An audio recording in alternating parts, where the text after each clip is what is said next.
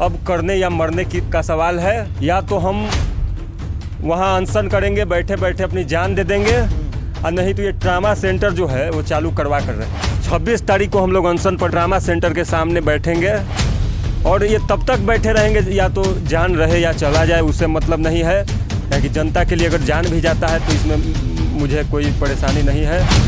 जब देश पहली और दूसरी कोरोना के मार से झेल रहा था तब सरकार यही कहती थी कि जितना रिसोर्सेस है हमारे पास, जितना अस्पताल है, उतना हम लोगों ने देश की सेवा के लिए लगा दिया है। लेकिन ठीक इससे विपरीत यदि हम ज़मीन पर उतरते हैं तो यह पाते हैं कि अस्पताल भी है, बेड भी है, एम्बुलेंस भी पड़ा है। बस अगर कमी है किसी बात की तो सरकार की इच्छा शक्ति की और लेट लतीफ़ी फित्ताशाही की। क्योंकि 17 साल के बाद भी अगर विक्रम में, बिहार के विक्रम में ट्रामा सेंटर उद्घाटन के लिए बाट जोह रहा है तो शायद इसका जिम्मेवार कौन हो सकता है। जब देश फिर से तीसरी लहर के मुहाने पर आ गया है, तरह तरह के आंकड़े भी बता रहे हैं, तरह तरह के रिपोर्ट भी आ रहे हैं कि अब कुछ देर में हो सकता है कि तीसरी लहर आ जाए। अगर भगवान न करे कि ऐसा है, यदि आता है तो हम कितने तैयार हैं और हम दिखाना चाहेंगे हमारे बिहार के माननीय नीतीश कुमार जी के और देश में बैठे हमारे प्रधानमंत्री नरेंद्र मोदी जी को कि यह आपका अस्पताल है, आपने नहीं खुलवाया है, बंद पड़ा है, यह तो जनता के लिए खोल दीजिए। कम से कम जितने अस्पताल हैं, जितने बेड हैं, वह जनता के लिए समर्पित कर दीजिए। ऐसे में हम खड़े हैं विक्रम के ट्रामा सेंटर के बगल में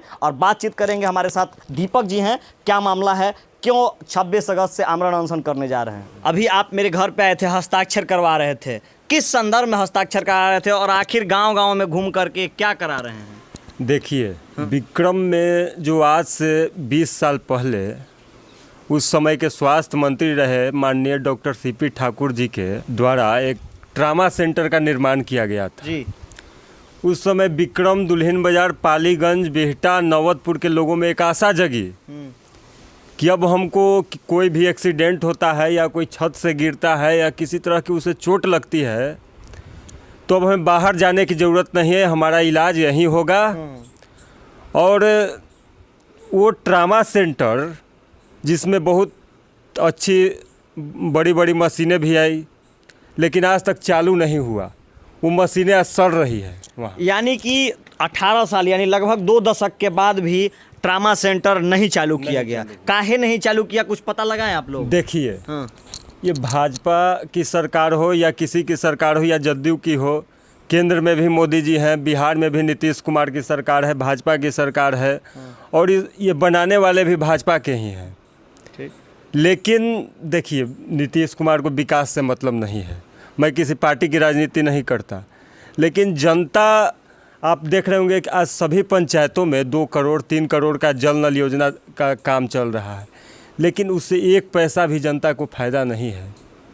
और आपने कोरोना काल में देखा होगा कि बहुत से लोग बिना इलाज के, बिना ऑक्सीजन के दम तोड़ दिए। गरीब आदमी के लिए कहीं हॉस्पिटल में जगह नहीं था, जो हॉस्पिटल है वो बंद पड़ा है।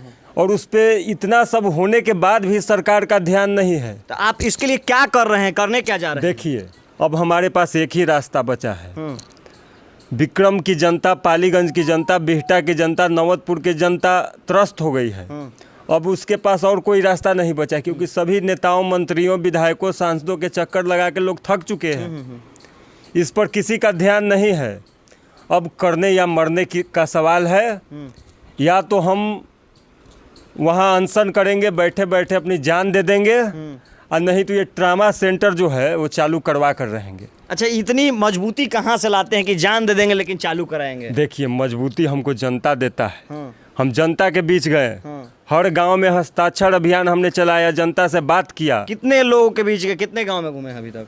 अभी तक मैं समय कम मिला, इसलिए विक्रम के 60-70 गाँवों में अभी तक घूम चुका हूँ। लोगों से हस्ताक्षर, बहुत लोगों से, गरीब गुरबा, हर एक तबके के लोगों से हस्ताक्षर ले। कब से अनशन पे बैठ रहे हैं? 26 तारीख को हम लोग अनशन पर ट्रामा सेंटर के सामने बैठेंगे और ये तब तक बैठे रहेंगे या तो जान रहे या चला जाए, उससे मतलब नहीं है। क्योंकि जनता के लिए अगर जान भी जाता है तो इसमें मुझे कोई परेशानी नहीं है। और जब ये जब स्वास्थ्य सुविधा ही नहीं रहेगा, मरना भी तो ऐसे भी है। जब आप बीमार पड़ते हैं या आपका एक्सीडेंट हो जाता है तो आप पटना जाने के क्रम में जाम में पड़ जाते हैं या किसी तरह आप आदमी बीच रास्ता में ही मर जाता है। और ये आबादी 10 लाख 15 लाख की आबादी जो विक्रम, पालीगंज, नौबतपुर, बिहटा की आबादी है, 10-15 लाख से कम की आबादी नहीं है। इसमें एक भी अस्पताल ऐसा नहीं है कि जहाँ गरीब लोग इलाज करा सके किसी तरह की घटना दुर्घटना होने पर। तो मरना तो ऐसे भी है, और हमारे जान जाने से अगर कोई कुछ भला हो जाता है तो क्या दिक्कत है? जनता तो जान हाजिर कर देंगे कि अस्पताल खुलवा दिया जाए। हाँ। किसी तरह से। अच्छा, कोई और नेता लोग से बात करके देखिए कि हम 26 तारीख से आमरण अनशन पे जा रहे हैं। हम बात करते करते आज 18 साल हो गया जी। अब क्या बात करने के लिए बचा है? चुनाव आता है तो यहाँ के सांसद भी भाजपा के हैं, 2 टर्म सांसद रह चुके, 1 टर्म मंत्री भी रहे। तो यहाँ आते हैं तो केवल यहाँ देते हैं कि नहीं अब बन जाएगा, हम इस पर ये कर रहे हैं वो कर रहे हैं। लेकिन आज तक भाजपा के हो, जदयू को, कोई किसी भी पार्टी के लोग हों, इस पर 1% भी लोगों का ध्यान नहीं है। लोगों का ध्यान है केवल इन नेताओं का ध्यान भोज भात खाने पर है। 500-1000 जाते हैं, किसी कार्यकर्ता को दे दिए, जिंदाबाद करवा लिए, इसी पर इन लोगों का ध्यान है।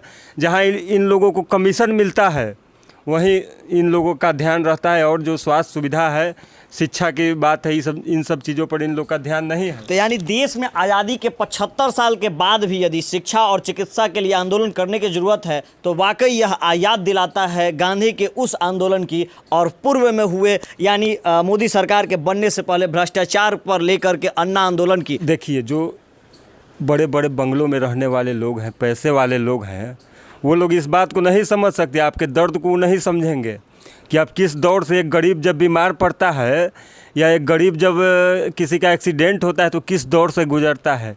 उसका खेत बधार घर सब बिक जाता है, लेकिन वह ठीक नहीं हो पाता है। बड़े बड़े अस्पतालों में जाता है, वहाँ लूट का शिकार होता है, उसका पैसे उससे ठगा जाता है।